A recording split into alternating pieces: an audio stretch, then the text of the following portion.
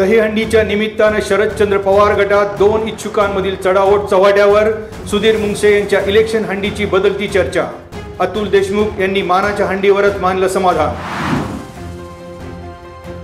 आमदार दिलीप मोहिते आणि अक्षय जाधव यांच्या स्वतंत्र हंडीमुळे महायुतीमध्येही रस्सीखेच.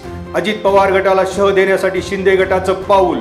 दहीहंडीमुळे राजकीय वर्तुळात तर्कवितर्कांना उधाण. खेड तालुक्यात 3 आणि 4 सप्टेंबर रोजी पक्क्या परवान्यासाठी शिबिर.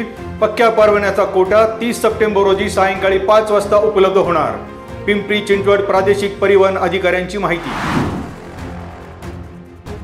रेल्वे भरती बोर्डामार्फत पॅरामेडिकल पदांसाठी पात्र उमेदवारांकडून अर्ज मागविले. इच्छुक उमेदवारांना 16 सप्टेंबर पर्यंत ऑनलाईन अर्ज करता येणार. भरतीसाठीचे अर्ज रेल्वे भरती बोर्डाच्या संकेतस्थळावर ऑनलाईन करणे आवश्यक. आळंदी शहर पथविक्रेता समिती सदस्य निवडणूक कार्यक्रम जाहीर. आळंदी नगर परिषद कार्यालयात झाली आरक्षण सोडत. 28 ऑगस्ट ते 11 सप्टेंबर दरम्यान होणार निवडणूक. 365 पथविक्रेत्यांकडून 20 सदस्यांची होणार निवड. निवडणूक निर्णय अधिकारी म्हणून मुख्याधिकारी कैलास केंद्रे. धरणाच्या पाणलोट क्षेत्रात पावसाच्या जोरदार सरी. चासकमान भामा आसखेड धरणातून विसर्ग सुरूच. इंद्राणीसह भीमा भामा पात्र प्रभावित. खेड तालुक्यात अखंड मराठा समाजाची 1 सप्टेंबर रोजी दहीहंडी.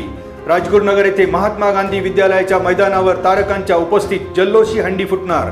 शिवरुद्र दहीहंडी उत्सव 2024 लक्षवेधी ठरणार.